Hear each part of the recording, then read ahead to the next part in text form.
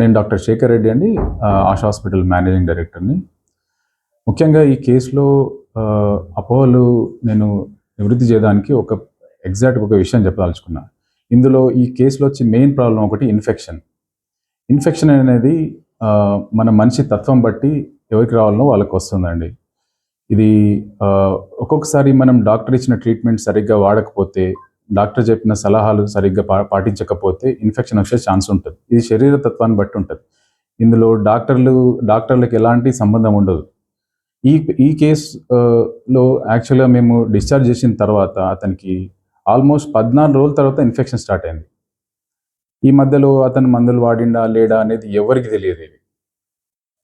కాకపోతే కొందరు పని కట్టుకొని మా పైన దుష్ప్రచారం చేస్తున్నారు, మా హాస్పిటల్ పైన. కొందరు మీడియా మిత్రులు కూడా కొందరు కావాల్సుకునే చేస్తారు దుష్ప్రచారం. ఇవన్నీ నివృత్తి చేయడానికి ఈరోజు మేము మీడియా మీటింగ్ పెట్టినాం. ఇందు మూలంగా నేను ఈ ప్రాంత ప్రజలకు చెప్పాల్సింది ఏంటంటే, మేము ఇంతకుముందు ఎన్నో కేసెస్ టేకప్ చేసినాం, చాలా సక్సెస్ఫుల్గా చేసినాం. మీ అందరికీ తెలిసిన విషయమే. ఆశా హాస్పిటల్ ఎప్పుడు ప్రజల కోసమే ఉంటుంది. బీదవారికి ఎంత సాయం చేయాలో అంత సాయం చేసినాం మేము. దయచేసి మీరు ఇవన్నీ దృష్టిలో ఉంచుకొని అర్థం చేసుకుంటారా అని మా మనవి. నమస్తే అండి, నా పేరు డాక్టర్ బాలారెడ్డి, ఆశా హాస్పిటల్ నుంచి మాట్లాడుతున్నాము. ఆశా హాస్పిటల్ తరపున మాట్లాడుతున్నాము. పెద్దం చిన్నారెడ్డి అనే పేషెంట్ మంతిని విలేజ్ నుండి 40 సంవత్సరాల వయసు గల పేషెంట్. జనవరి 8వ తారీఖు మా దగ్గరికి కడుపు నొప్పితో రావడం జరిగింది. అట్లాంటి కడుపు నొప్పి గత 6 నెలల నుంచి ఆయనకి వస్తా పోతూ ఉంటుంది. ఆయన ఆర్మూర్లోనే ఇతర హాస్పిటల్స్లో 2-3 హాస్పిటల్స్లో చూపించడం జరిగింది. అక్కడ వాళ్ళకి సర్జరీ, కిడ్నీ స్టోన్స్ ఉన్నాయి, 2 పక్కల కిడ్నీ స్టోన్స్ ఉన్నాయి, 2 కిడ్నీలకి సర్జరీ చేయించుకోవాలని చెప్పడం జరిగింది. ఆయన పర్సనల్ కారణాల వల్ల కొద్దిగా ప్రొలాంగ్ అయ్యి జనవరి 8వ తారీఖు మా దగ్గర రావడం జరిగింది. జనవరి 8వ తారీఖు చూసి డయాగ్నోస్ చేసేసి మీకు సర్జరీ చేయాలని చెప్పడం జరిగింది. వాళ్ళు అడ్మిట్ అయినారు.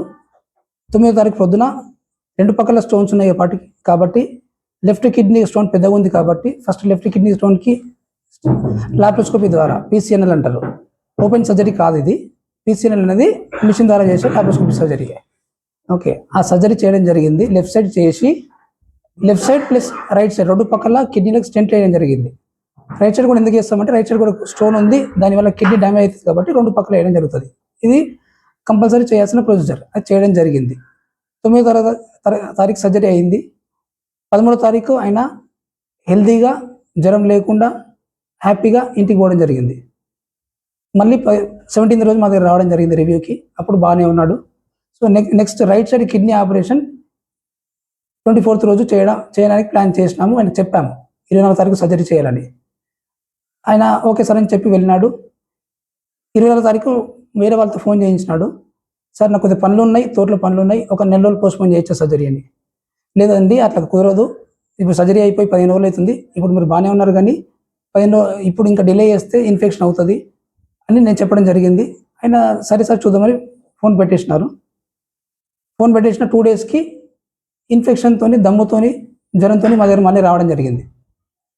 అప్పుడు అడ్మిట్ చేసి నైట్ కొంత ట్రీట్మెంట్ స్టార్ట్ చేసి మళ్ళీ మార్నింగ్ టెస్ట్లు రిపీట్ చేసి సీరియస్ ఉన్నాడని చెప్పడంతో వాళ్ళ అటెండర్స్, వాళ్ళ ఫ్యామిలీ మెంబర్స్ సార్ సీరియస్ ఉన్నాడు కదా మరి హైదరాబాద్ వెళ్తామంటే హ్యాపీగా అంబులెన్స్ ప్లస్ ఒక కంపౌండర్ని ఇచ్చి హైదరాబాద్ పంపించడం జరిగింది.